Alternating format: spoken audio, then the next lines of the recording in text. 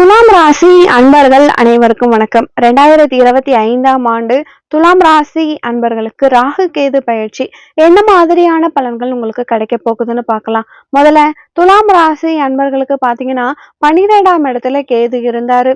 இப்போ 12ஆம் இடத்துல இருந்து 11ஆம் இடம் லாபஸ்தானத்துக்கு உங்களுக்கு கேது பகவான் வராரு. அதே மாதிரி ராகு பாத்தீங்கன்னா இது வரைக்கும் துலாம் ராசிக்கு 6ஆம் இடத்துல இருந்தாரு. 6ஆம் இடத்துல இருந்து கொஞ்சம் கீழே இறங்கி 5ஆம் இடத்துக்கு வராரு.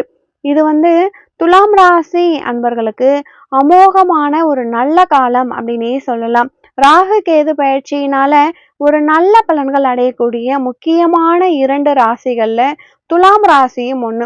நல்லா தெரிஞ்சுக்கோங்க. ராகு கேது பயிற்சி பொதுவா ராகுவும் கேதுவும் ஒரு இடத்துல மாறி இன்னொரு இடத்துக்கு மாறினா ஒரு இடம் பிளஸ்ஸா இருக்கும், ஒரு இடம் மைனஸா இருக்கும். இல்லைன்னா ராகு பிளஸ்ஸா இருக்கும், கேது மைனஸா இருக்கும், கேது பிளஸ்ஸா இருக்கும், ராகு மைனஸா இருக்கும். ஏன்னா துலாம் ராசி அன்பர்களுக்கு மட்டும்தான் ரெண்டுமே பிளஸ். ராகுவும் கேதுவும் உங்களுக்கு கேது 11, ராகு 5. இது அமோக வெற்றினே சொல்லலாம். முதல்ல 11ல இருக்கக்கூடிய கேதுவை பார்ப்போம். கேது பகவானை பார்த்தீங்கன்னா உங்களுடைய 12ஆம் இடத்துல இதுக்கு முன்னாடி இருந்தாரு. அப்போ 12ல இருந்த உங்களுக்கு காலத்துல என்னெல்லாம் செஞ்சிருப்பாருன்னு பாத்தீங்கன்னா, முதல்ல பாத்தீங்கன்னா உங்களுக்கு விரய செலவுகளை கொடுத்திருப்பாரு.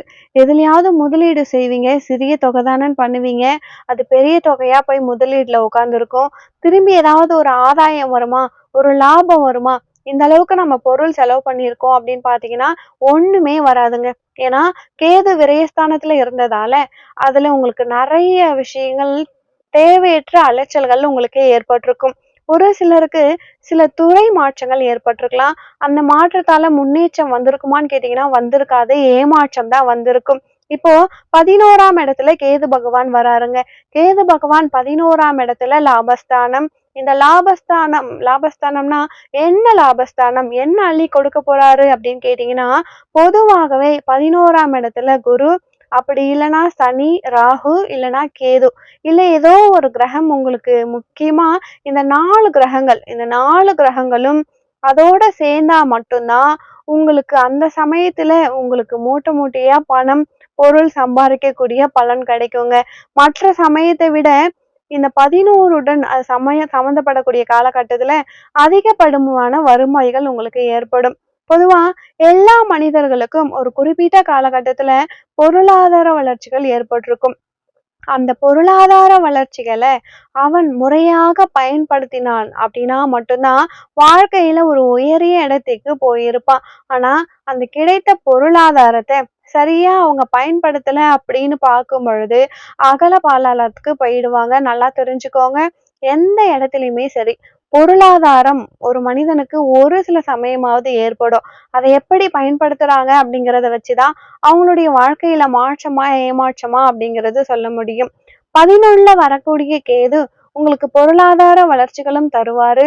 அந்த பொருளாதார வளர்ச்சி உங்களுடைய வாழ்க்கைக்கு முன்னேற்றத்தை தரும்படியாகவும் மாற்றுவாரு. இதை நல்லா தெரிஞ்சுக்கோங்க. கேது பகவான் அப்படிங்கிறவரு உங்களுக்கு ஞானக்காரகன், மோட்சக்காரகன் இல்லைங்களா? அவர் 11ஆம் இடம். ஒவ்வொரு ஸ்தானத்துக்கும் ஒவ்வொரு வேலை. என்னுடைய வாய் பேசதான் செய்யும், சாப்பிடதான் செய்யும். ஆனா இந்த வாயை வச்சு நம்ம ஏதாவது நகர்ந்து போக முடியுமா, இந்த இடத்துல இருந்து இந்த இடத்துக்கு போக முடியுமானா போக முடியாது. காலு தான் வேணும். ஒவ்வொரு உறுப்புக்கும் ஒவ்வொரு வேலைகள் தான் செய்ய முடியும். அதே மாதிரி இந்த 11ஆம் இடம் அப்படிங்கிறது லாபத்தை கொடுக்கக்கூடிய ஸ்தானம். லாபஸ்தானம் அப்படிங்கிறது லாபத்தையும் கொடுக்கும். அதே சமயத்துல உங்களுக்கு ஜீவாதாரத்துல ஒரு நல்ல உயர்வை தராதுங்க.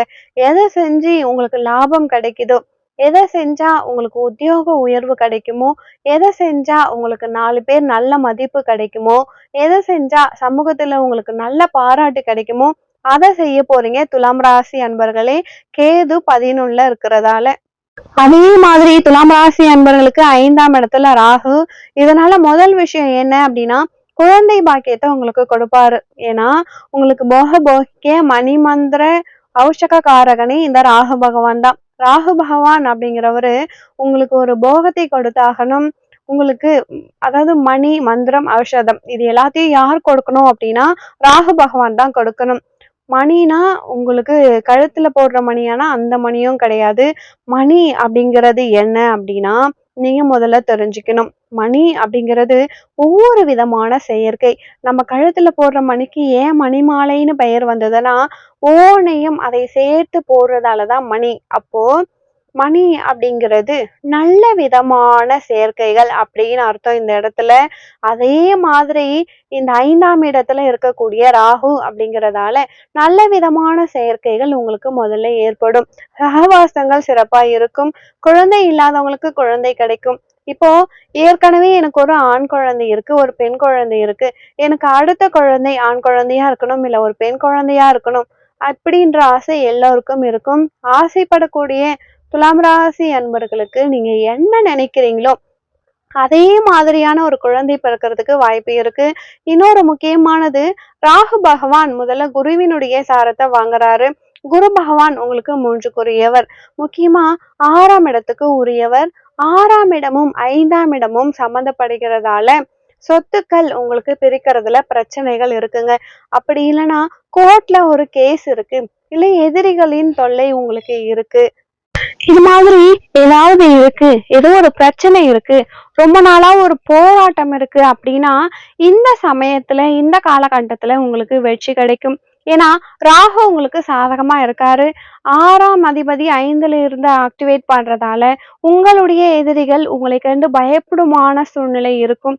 உங்களுக்கு யார் எதிர்வாதியா இருந்து அந்த வழக்கை தொடுத்தாங்களோ, இல்ல நீங்க யாருக்காவது அந்த வழக்கை போட்டீங்களோ, அவங்க உங்ககிட்ட சரணாகதி அடைவாங்க.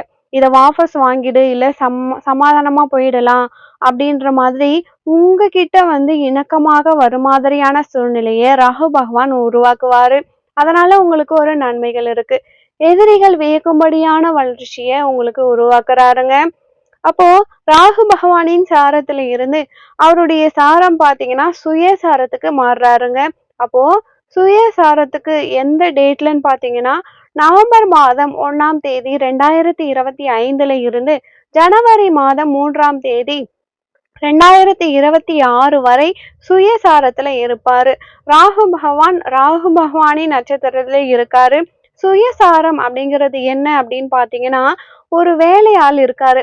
அவர் ஒரு நல்ல கட்டிடம் கட்ட வேலை படிச்சிருக்காரு. ஆனா கட்டிடம் கட்டுற வேலையை விட்டுட்டு அவரை போயிட்டு கப்பல் ஓட்ட சொன்னா அவர் எப்படி பண்ணுவாரு? சரியா பண்ண முடியாது. செய்வாரு, இருந்தாலும் ஏனோ தானோன்னு தான் இருக்கும். அதுவே கட்டிடம் கட்ட படிச்சவரை திரும்பவும் கட்டிடம் கட்டவே விட்டா அவர் எப்படி வேலையை சூப்பரா செய்வாரோ அதே மாதிரி உங்களுடைய 5ஆம் இடத்துல இருக்கக்கூடிய ராகு பகவான் வேலையை ரொம்ப சூப்பரா பர்ஃபெக்டா பண்ண போறாரு. எந்த வேலை அப்படின்னா எந்த வேலையை செய்வாரு உங்களுக்கு டவுட் இருக்கும். உங்களுடைய வளர்ச்சி, உங்களுடைய குடும்ப தேவைகளை நிவர்த்தி செய்தல், உங்களுடைய குடும்பத்துல ஒரு வளர்ச்சி, உங்களுடைய குடும்பத்துல பொன் பொருள் ஆபரண சேர்க்கை, வீடு வசதி, குழந்தை செல்வங்கள், மதிப்பான நல்ல அந்தஸ்து போன்ற நிறைய நல்லது உங்களுக்கு ராகு பகவான் சுயசாரத்துல செல்லும் பொழுது பெற்று தருவாருங்க. அதனால அபரிவிதமான நன்மைகள் உங்களுக்கு கிடைக்கும். இதுல பாத்தீங்க அப்படின்னா நீங்க ரொம்ப கவனமான இருக்கிறது 1 2 இருக்கு. ஏன் அப்படி சொல்றோம் அப்படின்னா, கேது பகவானா இருக்கட்டும், ராகு பகவானா இருக்கட்டும், 2 பேருமே எப்பயுமே சம சப்தமத்துலதான் இருப்பாங்க. கரெக்டா 180 டிகிரியில தான் இருப்பாங்க. இந்த ராகு பகவான்ல இருந்து கேது பகவானுக்கு ஒரு கோடு போட்டோம் அப்படின்னா ஜாதக கட்டமே 2 ஆயிடும். கரெக்டா ஈக்குவலா 2 ஆயிடும் ஜாதக கட்டமே. இப்படி இருக்கக்கூடிய ராகுவும் கேதுவா இருக்கட்டும், இப்ப மேஷத்துல ராகு இருக்காரு, துலாம்ல கேது இருக்காரு அப்படின்னா மேல இருக்கக்கூடிய கிரகம் பகை வீடா இருக்கும், கீழே நட்பு வீடா இருக்கும். இல்ல எந்த இடத்துல அமர்ந்திருந்தாலும் ஒண்ணு நட்பா இருக்கும், ஒண்ணு பகையா இருக்கும், இல்லை இன்னொன்னும் நட்பு அது மாதிரி இருக்கும். ஒண்ணு உச்சமா இருக்கும், ஒண்ணு நீச்சமா இருக்கும். ஆனா இந்த இடத்துல மட்டும்தான், அதாவது கும்பத்தில் ராகு சிம்மத்தில் கேது இப்படி இருக்கக்கூடிய காலத்தில் மட்டும்தான் உங்களுக்கு 2மே பகையாக இருக்குங்க. அதனால துலாம் ராசி அன்பர்களே, எதுலெல்லாம் நீங்க கவனமா இருக்கணும் அப்படின்னு பாத்தீங்க அப்படின்னா, புதிய உபகரண பொருட்கள், ஒரு செல்போன் வாங்குறீங்க, வீட்டுல ஏதோ ஒரு தேவை இருக்கு, ஒரு ஃப்ரிட்ஜ், ஒரு ஏசி, ஒரு வாஷிங் மிஷின் வாங்குறீங்க, ஏதோ ஒரு பொருள் வாங்கும் பொழுது அதுல நஷ்டப்படுறதுக்கான வாய்ப்பு இருக்குங்க. இத மாதிரியான உபகரண பொருட்களை நீங்க வாங்கும் பொழுது ரொம்ப ரொம்ப கவனத்தோடு இருக்கிறது அவசியம். துலாம் ராசி அன்பர்களே, இது மாதிரி நல்ல பலன் கிடைக்கும்னு சொன்னோம் இல்லைங்களா? அதே மாதிரி கவனமா இருக்கணும்னு சொல்லியாச்சு.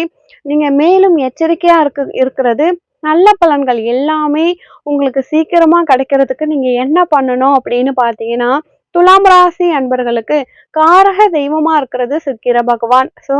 சுக்கிரனுக்கு காரக தெய்வம் பெண் தெய்வம். அதனால வராகி அம்மனை ரொம்ப சிறப்பானது துலாம் ராசி அன்பர்களுக்கு. சுக்கிரன் காரக தெய்வம், சுக்கிரனுக்கு காரக தெய்வம் பெண் தெய்வம்.